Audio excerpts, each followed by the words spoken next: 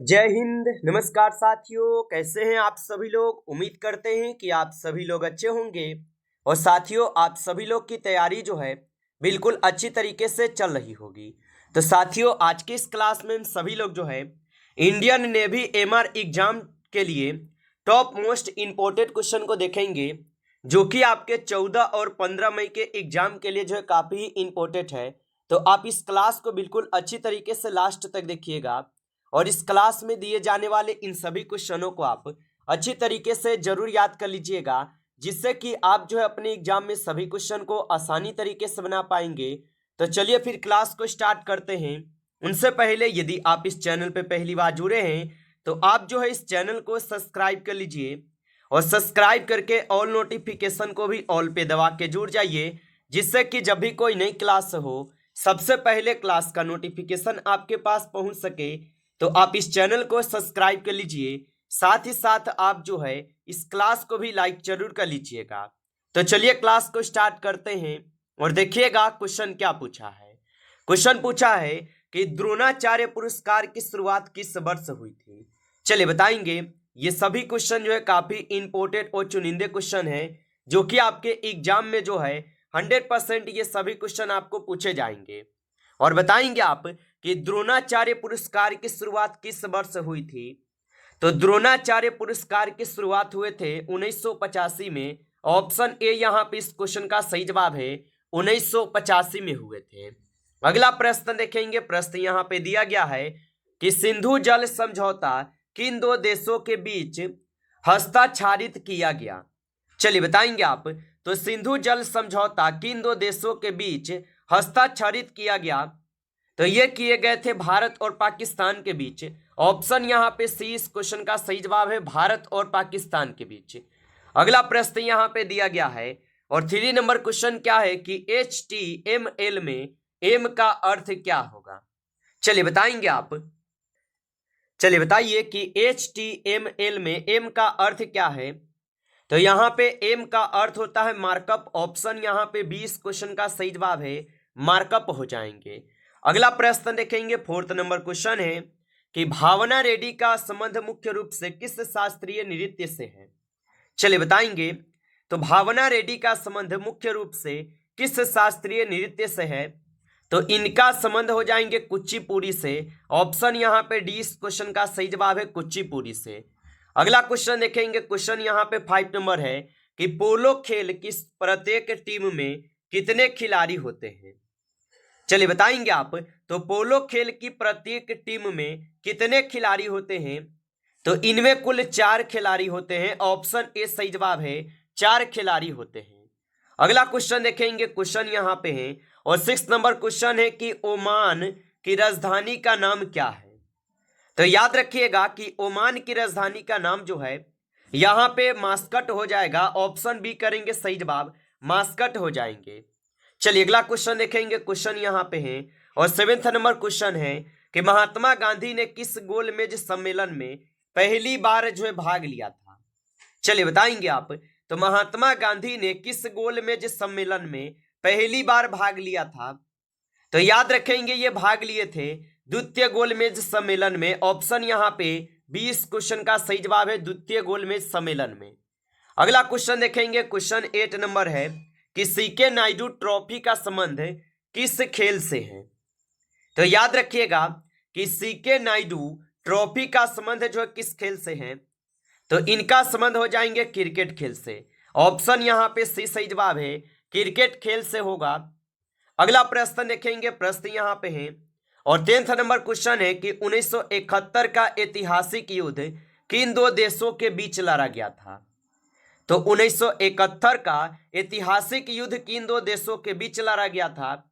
तो ये लड़े गए थे आपके भारत और पाकिस्तान के बीच। ऑप्शन यहाँ पे 20 क्वेश्चन का सही जवाब हो जाएंगे, भारत और पाकिस्तान के बीच। अगला क्वेश्चन यहाँ पे दिया गया है। 11th नंबर क्वेश्चन क्या है कि भारत के किस शहर को ईश्वर का निवास स्थान कहा जाता है। तो याद रखेंगे कि भारत के किस शहर को ईश्वर का निवास स्थान कहते हैं। तो याद रखिएगा प्रयागराज को कहते हैं। ऑप्शन यहाँ पे सी होगा सही जवाब, प्रयागराज को। अगला प्रश्न यहाँ पे है और 12th नंबर क्वेश्चन क्या है कि बटरफ्लाई शब्द का प्रयोग जो है किस खेल में किया गया था। चलिए बताएंगे। तो बटरफ्लाई शब्द का प्रयोग किस खेल में किया जाता है? तो ये किए जाते हैं आपके तैराकी खेल में। ऑप्शन यहाँ पे सी सही जवाब है, तैराकी खेल में की जाती है। अगला क्वेश्चन देखेंगे, क्वेश्चन यहाँ पे है और 13 क्वेश्चन क्या है कि पेनिसिलिन की खोज किस वैज्ञानिक ने की थी? तो याद रख लीजिएगा कि पेनिसिलिन की खोज किस वैज्ञानिक ने की थी। तो पेनिसिलिन की खोज किए गए थे आपके अलेक्जेंडर फ्लेमिंग के द्वारा। ऑप्शन यहाँ पे 20 क्वेश्चन का सही जवाब है अलेक्जेंडर फ्लेमिंग के द्वारा। अगला प्रश्न देखेंगे, प्रश्न यहाँ पे पूछा है और प्रश्न क्या है कि भारत में महात्मा गांधी जयंती किस तिथि को मनाई जाती है? तो याद रखेंगे कि भारत में गांधी जयंती किस तिथि को मनाई जाती है। तो भारत में गांधी जयंती जो है ये मनाए जाते हैं 2 अक्टूबर को। ऑप्शन यहाँ पे डी इस क्वेश्चन का सही जवाब होगा। अगला प्रश्न देखेंगे, प्रश्न यहाँ पे है 50 नंबर कि स्वतंत्र भारत के अंतिम गवर्नर जनरल कौन थे? तो याद रखेंगे कि स्वतंत्र भारत के अंतिम गवर्नर जनरल कौन थे? तो स्वतंत्र भारत के अंतिम गवर्नर जनरल सी राजगोपालचारी थे। ऑप्शन यहाँ पे 20 क्वेश्चन का सही जवाब है सी राजगोपालचारी। अगला प्रश्न देखेंगे, प्रश्न है कि मणिपुर राज्य की राजधानी क्या है? तो याद रखेंगे कि मणिपुर राज्य की राजधानी क्या है। तो मणिपुर राज्य की जो राजधानी होगा यहाँ पे हो जाएंगे आप सभी लोगों का इम्फाल। ऑप्शन ए सही जवाब है, इम्फाल हो जाएंगे। अगला प्रश्न यहाँ पे है और प्रश्न क्या पूछा है कि कंप्यूटर नेटवर्किंग में WAN का पूर्ण रूप क्या है? तो कंप्यूटर नेटवर्किंग में WAN का पूर्ण रूप क्या है? तो इनका पूर्ण रूप होता है wide area network. Option A यहाँ पे सही जवाब है, वाइड एरिया नेटवर्क होगा। चलिए अगला प्रश्न देखेंगे, प्रश्न यहाँ पे है कि प्रसिद्ध चरकुल्ला नृत्य का संबंध मुख्य रूप से किस राज्य से है? चलिए बताएंगे आप। और आप अभी तक इस क्लास को लाइक नहीं किए हैं तो इस क्लास को एक बार आप लाइक कर लेंगे। नए जुड़े हैं आप इस चैनल पे तो चैनल को सब्सक्राइब करके ऑल नोटिफिकेशन को भी ऑल पे दबा के जुड़ जाइए, जिससे कि जब भी कोई नई क्लास हो सबसे पहले क्लास का नोटिफिकेशन आपके पास जो है पहुंच सके। तो आप इस चैनल को सब्सक्राइब कर लीजिएगा। और बताएंगे कि प्रसिद्ध चरकुल्ला नृत्य का संबंध मुख्य रूप से किस राज्य से है? तो इनका संबंध है आपके उत्तर प्रदेश राज्य से। ऑप्शन सी सही जवाब है। चलिए अगला प्रश्न देखेंगे और प्रश्न क्या पूछा है कि स्नूकर के खेल में एक पक्ष में कितने खिलाड़ी होते हैं? तो स्नूकर के खेल में एक पक्ष में कितने खिलाड़ी होते हैं? तो एक पक्ष में एक खिलाड़ी होते हैं। ऑप्शन ए सही जवाब है, एक खिलाड़ी होते हैं। चलिए अगला प्रश्न देखेंगे, प्रश्न यहाँ पे पूछा है और प्रश्न क्या पूछा है 20 नंबर कि गंगा नदी को भारत की राष्ट्रीय नदी किस वर्ष जो है घोषित किया गया था? तो गंगा नदी को भारत की राष्ट्रीय नदी किस वर्ष घोषित किया गया? तो ये घोषित किए गए थे 2008 में। ऑप्शन यहाँ पे 20 सही जवाब है, 2008 में। अगला प्रश्न यहाँ पे है कि प्रसिद्ध भारतीय एथलीट बजरंग पुनिया का संबंध जो है ये किस खेल से है? तो प्रसिद्ध भारतीय एथलीट बजरंग पुनिया का संबंध किस खेल से होगा? तो इनका संबंध जो है कुश्ती खेल से है। ऑप्शन यहाँ पे सी सही जवाब है, कुश्ती खेल से होगा।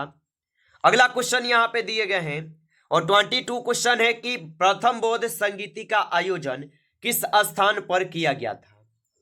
तो प्रथम बौद्ध संगीति का आयोजन किस स्थान पर किया गया था?